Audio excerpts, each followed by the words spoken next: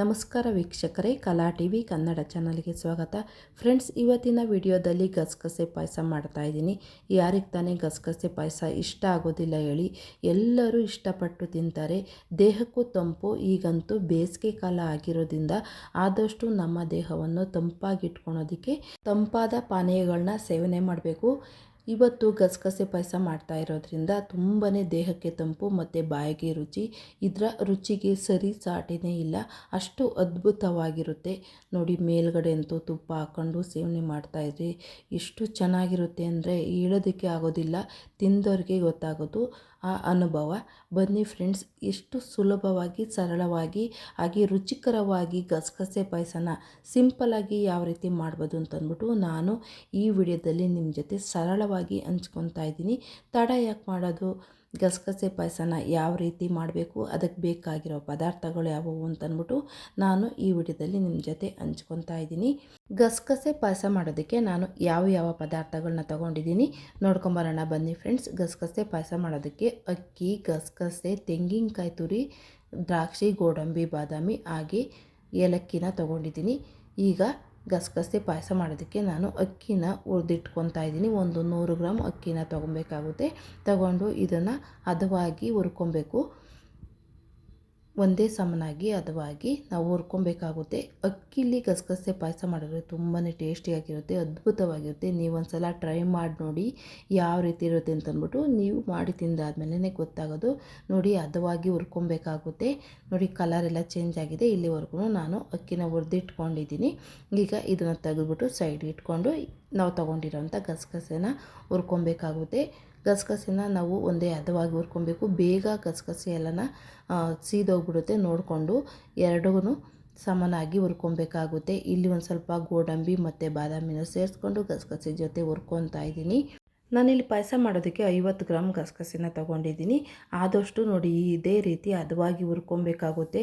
ಇಲ್ಲ ಅಂತಂದರೆ ಗಸಗಸೆ ಎಲ್ಲ ಬೇಗ ಸೀದೋಗ್ಬಿಡುತ್ತೆ. ನೋಡಿಕೊಂಡು ಹುರ್ಕೊಳ್ಳಿ. ಅಕ್ಕಿ ಮತ್ತು ಗಸಗಸೆನ ಹುರ್ಕೊಂಡ್ವಲ್ಲ, ಹುರಿದಿರೋದನ್ನ ನಾವು ಮಿಕ್ಸಿ ಜಾರ್ಗೆ ಹಾಕ್ಕೊಂಡು ನುಣ್ಣಗೆ ಎಷ್ಟು ಸಾಧ್ಯವಾಗುತ್ತೋ ಅಷ್ಟು ನುಣ್ಣಗೆ ನೀರು ಹಾಕ್ತಲೇ ನಾವು ರುಬ್ಕೊಬೇಕಾಗುತ್ತೆ. ಇದನ್ನು ಪೌಡ್ರ್ ಮಾಡ್ಕೊಬೇಕು. ತುಂಬ ಸಿಂಪಲಾಗಿ ಮಾಡ್ಕೊಬೋದು.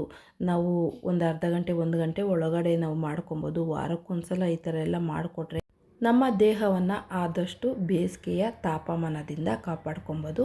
ಈಗ ಒಂದು ಸ್ವಲ್ಪ ಏಲಕ್ಕಿ ಪೌಡ್ರನ್ನ ಹಾಕ್ಕೊತಾ ಇದ್ದೀನಿ. ಹಾಗೆ ತುರಿದಿರುವಂಥ ತೆಂಗಿನಕಾಯಿ ತುರಿನ ಹಾಕ್ಕೊತಾ ಇದ್ದೀನಿ. ತೆಂಗಿನಕಾಯಿ ತುರಿ ಬೇಕಾದರೂ ಹಾಕ್ಕೊಬೋದು, ಇಲ್ಲಾಂದರೆ ಕೊಬ್ಬರಿ ಬೇಕಾದರೂ ಹಾಕ್ಕೊಬೋದು.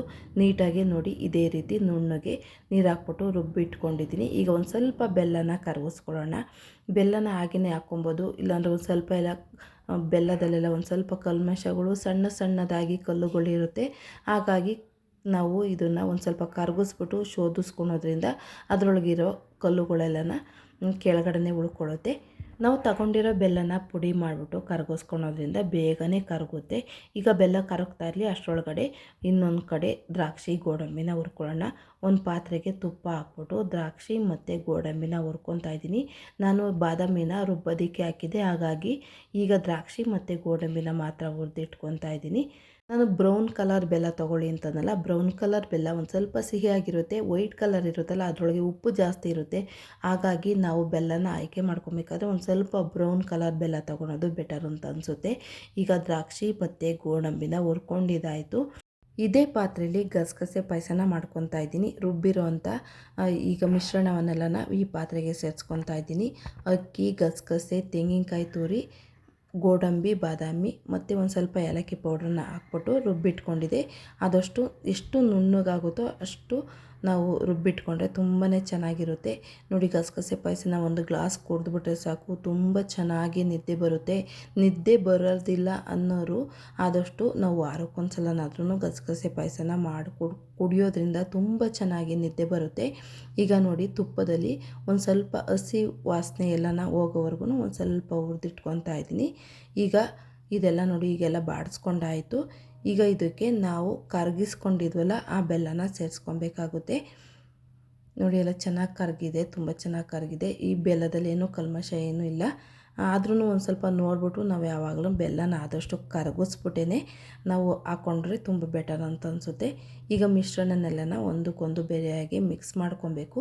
ಇದೇ ಸಮಯದಲ್ಲಿ ನಮಗೆ ಎಷ್ಟು ಪಾಯಸ ತೆಳುವಾಗಿ ಬೇಕೋ ಅಷ್ಟು ತೆಳುವಾಗಿ ನಾವು ಒಂದು ಸ್ವಲ್ಪ ನೀರು ಹಾಕ್ಬಿಟ್ಟು ಒಂದು 5 ರಿಂದ 6 ನಿಮಿಷ ಕುದಿಸ್ಕೊಂಡ್ರೆ ತುಂಬ ರುಚಿಕರವಾದ ಟೇಸ್ಟಿಯಾದ ಗಸಗಸೆ ಪಾಯಸ ರೆಡಿಯಾಗುತ್ತೆ. ನಾವು ಹುರಿದಿಟ್ಕೊಂಡಿರೋಂಥ ಗೋಡಂಬಿ ದ್ರಾಕ್ಷಿನ ಸೇರಿಸ್ಬಿಟ್ಟು ನಾವು ಬಿಸಿ ಬಿಸಿಯಾಗಿ ಸರ್ವ್ ಮಾಡಿದ್ರೆ ತುಂಬ ಖುಷಿಯಿಂದ ಇಷ್ಟಪಟ್ಟು ತಿಂತಾರೆ.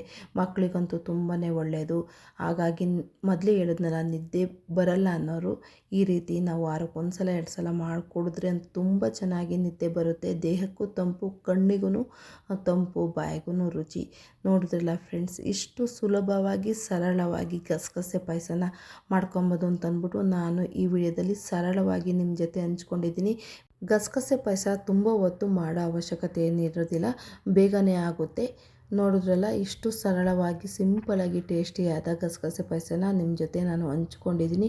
ಈ ವಿಡಿಯೋ ನಿಮಗೆ ಇಷ್ಟ ಆಗಿದೆ ಅಂತ ನಾನು ತಿಳ್ಕೊತಾ ಇದ್ದೀನಿ. ಇಷ್ಟ ಆಗಿದ್ದರೆ ಕಲಾ ಟಿವಿ ಕನ್ನಡ ಚಾನಲ್ನ ಸಬ್ಸ್ಕ್ರೈಬ್ ಮಾಡ್ಕೊಳ್ಳಿ. ನಿಮ್ಮ ಅನಿಸಿಕೆ ಅಭಿಪ್ರಾಯನ ಕಾಮೆಂಟ್ ಮೂಲಕ ವ್ಯಕ್ತಪಡಿಸಿ.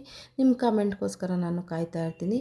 ಈ ವಿಡಿಯೋ ನಿಮಗೆ ಇಷ್ಟ ಆಗಿದೆ ಈ ವಿಡಿಯೋಕ್ಕೊಂದು ಲೈಕ್ ಕೊಡಿ. ನಿಮ್ಗೆ ಗೊತ್ತಿರೋರಿಗೆ, ನಿಮ್ಮ ಹಿತೈಷಿಗಳಿಗೆ, ಹಾಗೆ ನಿಮ್ಮ ಫ್ರೆಂಡ್ಸ್ಗಳಿಗೆ ಈ ವಿಡಿಯೋನ ಶೇರ್ ಮಾಡಿ. ಫ್ರೆಂಡ್ಸ್, ಇಷ್ಟೊತ್ತು ಈ ವಿಡಿಯೋ ನೋಡಿದ್ದಕ್ಕೆ ಧನ್ಯವಾದಗಳು. ಮತ್ತೊಮ್ಮೆ ಸಿಗೋಣ. Thank you friends.